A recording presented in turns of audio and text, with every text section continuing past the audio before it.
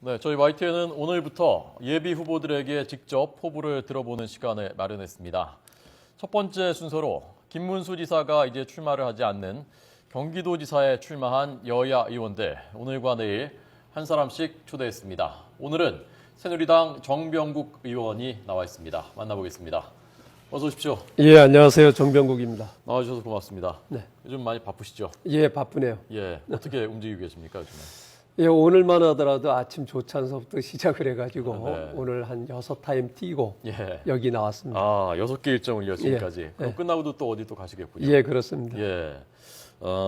저희 지난달에 출마 선언을 예. 하셨고요. 그때 말씀하셨던 내용을 저희가 준비했습니다. 잠깐 들어보고 보시죠. 경기 3.0 시대는 다릅니다. 서울을 앞서는 일자리, 교육, 문화, 치안을 갖춘 자족도시, 경기도에서 일하고 공부하고 놀고 쉬게 될 것입니다. 서울을 오가며 낭비했던 하루 1시간을 돌려드리겠습니다. 1시간 더 행복한 예. 경기 3.0 시대가 슬로건이라고 하는데요. 어떤 뜻인지 좀 더 자세하게 설명해 주시죠. 예, 제가 이제 우리 경기도의 그 지난 반세기 역사를 되돌아봤어요. 네. 그랬더니만 모든 것이 서울의 필요에 의해서 만들어졌더라고요. 예, 서울을 정비하면서 성남, 또 광명시, 안산시가 만들어지고 예. 이 시대가 1.0 시대죠. 아. 이 당시는 강제 이주했던 시대입니다. 예. 그래서 이제 강제로 쫓겨왔던 시대고 예. 또 그 뒤에 90년대서부터 오늘날까지는 서울의 아파트 주택이 부족하니까 경기도에다가 신도시를 비롯해서 아파트를 짓기 시작을 했어요. 예. 그래서 5대 신도시를 비롯해서 많은 아파트들을 우죽순으로 세웠는데 예. 예, 서울이 아파트가 필요하면 아파트를 졌고 공단이 필요하면 공단을 지은 거죠. 그러다 보니까 경기도는 정작 예. 경기도 사람들이 필요로 하는 제대로 된 일자리도 부족했고 또 제대로 된 교육 환경도 부족했고 문화 환경도 부족하게 됩니다. 네. 그렇게 되다 보니까 경기도 사람들이 서울로 일자리를 찾아서 교육을 찾아서 문화를 찾아서 매일 125만 명이 출퇴근을 해요. 네. 그리고 또 하루에 이런 일 저런 일로 해서 286만 명이 286만 회를 서울로 왔다 갔다 하게 되고 그러다 보니까 교통 문제가 이제 최고의 문제로 대두가 됩니다. 예.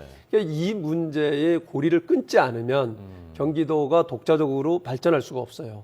그래서 그 쫓겨서 왔던 1.0 시대, 네. 밀려서 왔던 2.0 시대의 종지부를 찍고 예. 이제는 3.0 시대를 열어야 되는데 네. 그 3.0 시대는 경기도의 경기도 사람들이 원하는 양질의 네. 창조적 일자리가 넘쳐나고 좋은 교육 환경이 만들어지고 또 문화 환경이 만들어져서 더 이상 서울을 찾아가지 않아도 되는 오히려 서울 사람들을 비롯한 다른 지역의 사람들이 서울을 찾아오는 예. 이런 시대를 만들겠다라고 하는 것이 예. 제 생각이고 그렇게 되면은 서울로 출퇴근을 하면서 뿌리는 하루 두세 시간 중에서 1시간 이상은 우리 경기도민들에게 행복한 시간으로 되돌려 줄 수 있다. 네. 그래서 1시간 더 행복한 그 경기 3.0 시대를 열겠다는 겁니다. 네.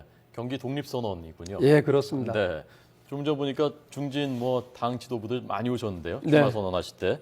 지금 또 나서겠다고 하신 분이 원유철 의원 있고요. 예, 그렇습니다. 김영선 전 의원도 엊그저께 또 예, 선언했고요. 자, 그분들과 비교해서 경쟁력이 어떤 것이라고 생각하십니까, 본인?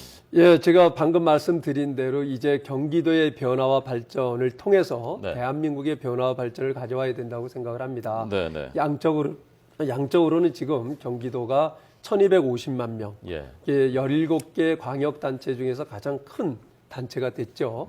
이제 경기도가 변화하지 않고서는 대한민국의 변화를 추동할 수가 없습니다. 예. 따라서 이제 경기도가 독자적으로 앞에서 말씀드린 대로 경기 3.0 시대를 열어야 되는데 네. 그러기 위해서는 패러다임을 바꿔야 됩니다. 저는 그동안 당에서 사무총장 또 국회에서 상임위원장 예. 또는 정부에서 문화체육관광부 장관을 하면서 네. 지금 이제 소치에서 동계올림픽이 열리고 있습니다만은 두 번이나 실패를 했던 그 평창 동계올림픽을 제가 주도를 해서 예. 유치를 했고 예. 그 과정에서 맺어놓은 국제적인 그런 인적 네트워크를 잘 활용하게 되면 네. 새로운 변화의 중심에 경기도를 갖다 놓을 수가 있다. 네. 이 시대에 필요한 리더십은 이러한 문화적 리더십을 가진 사람이 필요하다라는 예. 생각을 갖습니다. 네. 그 소치 올림픽에도 공헌이 있으셨군요. 지금 생각해 보니까. 예, 그렇습니다. 네. 그 사실은 사선 의원이시고 장관 지내셨고 예, 그렇습니다. 뭐 정말 중진 중에 중진인데요.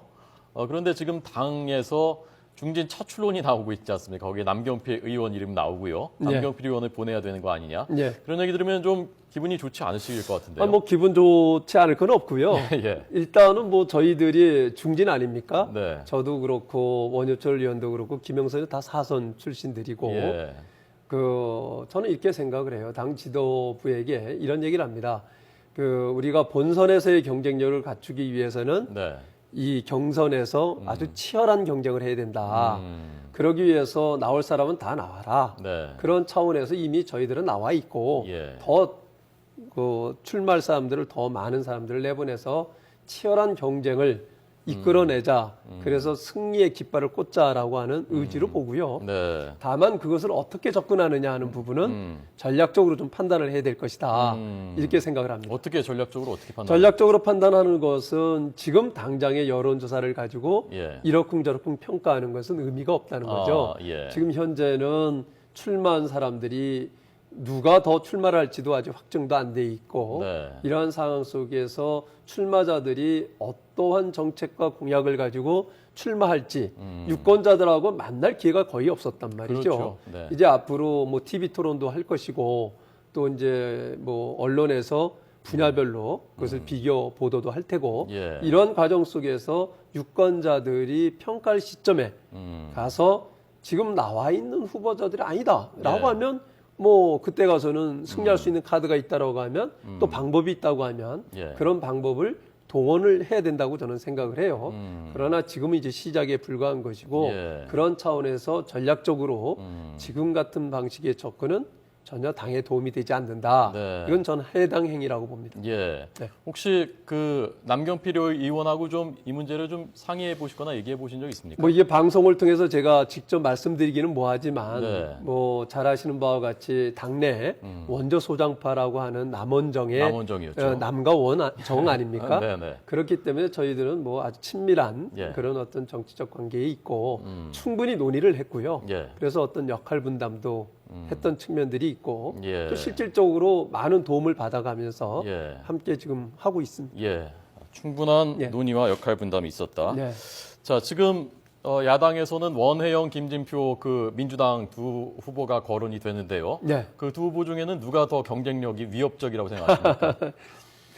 두 분 다 훌륭하신 분들이죠. 네. 근데 제가 이제 그분들이 지금 쭉 전개를 하면서 내건 슬로건이나 예. 또 그분들이 어떻게 경기도를 변화를 시켜야 되겠다 하는 부분들을 내놓은 것을 보면 예. 상대적으로 저의 입장에서는 저와 유사한 컨텐츠를 가지고 나오는 원혜영 의원이 예. 조금은 차별이 안 되니까 차별시키는데 조금 애를 먹겠구나 네. 하는 생각이 들어요. 예. 그런데 이제 뭐 김진표 의원님 같은 경우에는 훌륭하신 분이지만 어떻게 보면 그 접근 방법이 굉장히 올드하게 저는 느껴졌어요. 그래서 오히려 차별화가 쉽겠구나 하는 생각을 갖게 했고요. 예, 알겠습니다.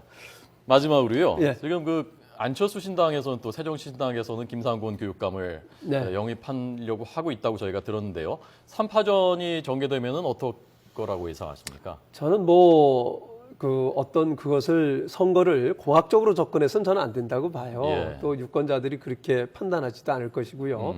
다만 저는 안철수 신당에 참여하고 있는 분들에게 얘기를 하고 싶어요. 네. 안철수 현상이 왜 나왔는가를 우리가 잘 봐야 되고 지금 국민들은 여야 정치권에 대한 불신이 깊습니다. 예. 그 부분에 대해서 새로운 정치 세력이 나오길 바라고 있고 이러한 부분들이 안철수 현상을 가져온 것 아니겠어요? 그러나 지난해 4월에 안철수 의원은 국회에 들어오셨습니다. 네. 그러나 안철수 의원이 국회에 들어오셔서 그동안 한 일이 무엇인가 예. 하는 것을 우리가 봐야죠. 예. 한 일이 없어요. 예. 실질적으로. 예. 그러면 300명 중에 한 사람의 의원일 뿐인 거죠. 예. 결국은 그 새정치라는 게 무엇인가 하는 것을 보여줘야 된다. 예.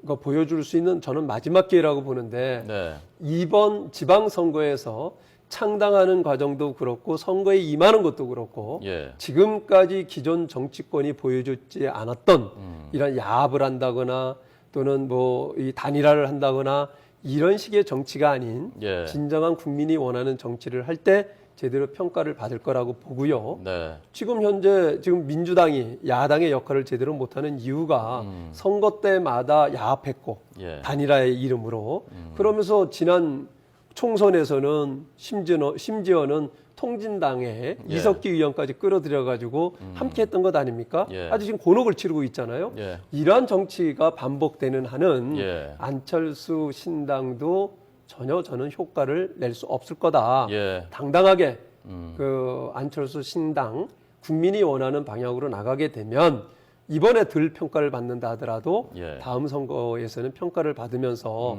정치 변화를 시켜내는데 추동적 역할을 하지 않겠느냐 예. 그런 바람을 갖습니다. 알겠습니다. 저희가 그 각 후보들을 10분씩 예. 말씀을 듣기로 해서요. 네. 오늘 여기까지 듣도록 하겠습니다. 예, 감사합니다. 잘 들었습니다. 고맙습니다. 네, 고맙습니다.